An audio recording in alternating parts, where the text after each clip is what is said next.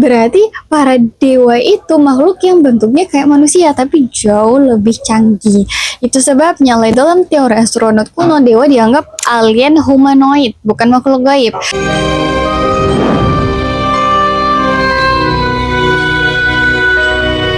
Here we go. Assalamualaikum. Ketemu lagi dengan aku Sarah Ladiu, pencerita yang demen nemenin kamu dimanapun kalian berada. Nah, pembahasan menarik yang mau aku bahas hari ini adalah konspirasi apakah manusia dan agama diciptakan oleh alien. Nah, selama bertahun-tahun urusan evolusi ini jadi topik yang gak pernah kelar. Banyak tokoh-tokoh yang ngerasa kisah Adam dan Hawa bentrok sama ide bahwa manusia itu hasil evolusi dari primata lewat tahapan dan adaptasi. Tapi di sisi lain, sains modern justru mendukung teori evolusi karena ya sampai sekarang juga nggak ada bukti kuat yang benar-benar ngebuktiin evolusi itu salah. Kayak kenapa enggak gitu, kenapa nggak dipercaya? Akibatnya muncul nih kubu-kubu ada orang yang nggak percaya evolusi, tapi bukan karena nggak percaya sains, mereka ini emang menunda gitu, menganggap siapa tahu di masa depan ada penemuan baru, ntar teorinya berubah lagi gitu. Terus ada juga tuh yang tipe kedua tetap percaya sains tapi menganggap kisah Adam dan Hawa hanya metafora atau simbol tentang asal-usul manusia. Beda lagi kalau di Islam, kita kan emang bener-bener yakin kalau Adam dan Hawa adalah manusia pertama, nenek moyang manusia di muka bumi. Tapi ada satu hipotesis lain yang kalau sampai bener bisa bener-bener mengubah cara kita memahami asal-usul manusia, namanya teori astronot kuno. Teori ini bilang manusia bukan murni hasil evolusi alamiah, tapi hasil seleksi buatan oleh peradaban alien yang jauh lebih maju. Bahkan kesadaran manusia pun dianggap gak muncul begitu aja. Nah, di video ini kita bakal ngebongkar teori ini lebih dalam. Tapi aku ingetin lagi ya, kalau ini teori konspirasi doang, harap kebijakannya karena percaya pada Nabi Adam dan Hawa itu termasuk keimanan. Kalau nggak percaya, imannya bermasalah. Gitu ya. Nah, pembahasan di video ini anggap aja sebagai insight gitu, kayak oh ternyata ada ya teori konspirasi begini. Nah, bagaimana ceritanya? Let's jump into the story. Jadi teori astronot kuno ini intinya bilang kalau manusia itu bukan murni hasil evolusi alamiah, tapi produk eksperimen dari ras alien yang teknologinya jauh lebih maju. Ceritanya alien-alien ini datang ke bumi, ngambil primata sederhana lalu dengan cepat ngembangin mereka sampai jadi Homo sapiens. Bahkan sosok-sosok yang kita tahu sebagai dewa kayak Zeus, Osiris, Odin sampai Enki dianggap sebenarnya alien. Mereka juga disebut sebagai pihak-pihak yang membangun Göbekli Tepe di Turki, piramida di Mesir, dan ngajarin manusia tentang besi, tenun, sihir, sampai tulisan. Poin pertama, kalau ditarik ke mitologi dan kitab suci, ada satu pola menarik yang sering muncul hampir di semua budaya.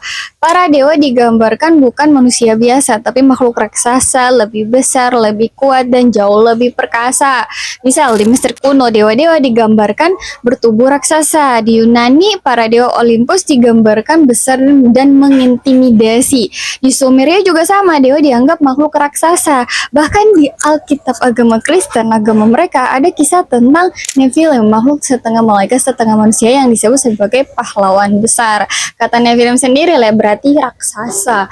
Jadi di poin ini, karena dewa-dewa digambarkan sebagai raksasa di banyak budaya, penganut teori ini menganggap mungkin yang dilihat manusia dulu adalah makhluk nyata, bukan imajinasi, dan makhluk besar yang kuat itu mungkin alien lalu dianggap sebagai dewa. Bukti lain yang sering diangkat juga adalah soal interaksi fisik para dewa dengan manusia. Di banyak kisah, dewa-dewa bukan cuma turun buat ngasih pesan, tapi juga menjalin hubungan biologis dengan manusia sampai lahir keturunan hibrida kayak campuran gitu. Zeus misalnya sering banget diceritain berubah wujud demi membuahi perempuan manusia. Di Mesopotamia juga ada tuh kisah tokoh setengah dewa kayak Gilgamesh atau Enkidu. Nah, dari sini pendukung teori ini beranggap para dewa itu secara fisik cukup mirip dengan manusia, cukup mirip sampai bisa berhubungan dan menghasilkan keturunan. Berarti kalau secara fisik bisa berinteraksi, artinya mereka nyata, dan penganut teori ini menafsirkan mereka itu adalah alien. Dan bukti yang ketiga yaitu dalam kitab agama Kristen ada kalimat manusia diciptakan menurut gambar Tuhan. Nah, sebagian orang gak ngebaca itu secara makna rohani, tapi secara bentuk. Mereka mikirnya gini, kalau manusia mirip Tuhan, berarti Tuhan punya bentuk mirip manusia. Nah, dari situ mereka nyimpulin, berarti para dewa itu makhluk yang bentuknya kayak manusia, tapi jauh lebih canggih. Itu sebabnya, dalam teori astronot kuno, dewa dianggap alien humanoid, bukan makhluk gaib. Catatan penting, ini pola pikir teori astronot kuno, bukan ajaran Islam loh. Nah, hal lain yang sering diangkat pendukung teori ini adalah kisah-kisah yang mirip di berbagai belahan dunia. Salah satunya soal Taman Eden dan buah terlarang. Kalau dalam Islam disebutnya buah khuldi, dan Adam dan Hawa ini kita yakinnya kan awalnya mereka dilarang ngedekatin pohon khuldi, tapi karena dihasut iblis akhirnya tetap makan, dan karena udah melanggar perintah Allah, makanya Adam dan Hawa diusir dari surga sebagai bagian dari rencana Allah. Itu di Islam. Kalau di ajaran Kristen dan Yahudi, kisah Adam dan Hawa sebagai manusia diceritakan diusir dari surga setelah menerima pengetahuan. Dari sini, para pendukung teori astronot kuno lalu menafsirkannya sebagai metafora. Manusia ditinggalkan, jadi mereka ngertiin diusir. Diusir itu sama dengan ditinggalkan oleh dewa-dewa alien. Kan kalimatnya diusir dari surga setelah menerima pengetahuan. Nah, setelah menerima pengetahuan, mereka ngartinya setelah diberi ilmu. Jadi kalimat utuhnya, manusia ditinggalkan oleh dewa-dewa alien setelah diberi ilmu. Menariknya, simbol ular dan buah terlarang gak cuma muncul di satu budaya, tapi berulang di banyak peradaban lain. Seolah-olah ceritanya berbeda, tapi polanya sama. Contoh lain adalah kisah air bah besar. Cerita tentang banjir raksasa ini muncul hampir di semua budaya. Mulai dari Nabi Nuh, kisah Gilgamesh, sampai Atrahasis. Polanya mirip, dunia dihancurkan oleh air. Menariknya, di beberapa versi kuno, banjir itu bukan cuma hukuman, tapi karena manusia dianggap terlalu berisik, terlalu banyak, atau mulai menyimpang. Kesamaannya bikin orang bertanya-tanya, ini kebetulan atau ada satu cerita besar yang diwariskan ke banyak peradaban? Terus, pola lain yang sering disorot juga adalah soal langit. Hampir semua kisah menempatkan dewa di langit, dekat bintang dan planet. Manusia pun sejak dulu berdoa sambil menengadah ke atas langit. Malaikat digambarkan bersayap karena diyakini turun dari langit. Jadi seolah-olah mereka si alien-alien ini dianggap datang dari langit membawa pengetahuan, teknologi, atau hukum lalu pergi meninggalkan manusia. Terus muncul pertanyaan, kalau bener nih ada alien maju yang pernah menciptakan atau mengembangkan manusia, terus ngapain? Kenapa capek-capek datang ke bumi, ngasih pengetahuan, terus pergi? Nah, sebagian orang percaya alien yang disebut dewa itu punya kepentingan, yaitu mereka butuh sesuatu dari manusia. Bukan emas atau teknologi, tapi energi batin. Energi ini dianggap muncul saat manusia berdoa, menyembah, takut, berkorban, atau bermeditasi. Nah, itu semua emosi dan kesadaran manusia dianggap menghasilkan energi yang bisa dimanfaatkan. Karena itu, manusia dijaga supaya gak terlalu mandiri gitu, gak boleh terlalu pintar, takutnya ntar manusia jadi setara. Masih dewa-dewa ini dijaga nih biar tetap bergantung. Tapi kalau kita pakai kacamata skeptis, ceritanya jadi beda. Kalau alien memang jauh lebih maju, harusnya mereka ngelakuin hal yang lebih masuk akal. Entah mungkin kayak memperbudak manusia, ngambil sumber daya bumi, atau bahkan membasmi seluruh manusia di bumi biar kayak mereka biasa nguasain bumi gitu.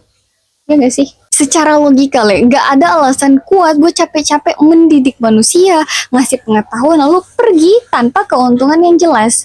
Menurut kalian gimana?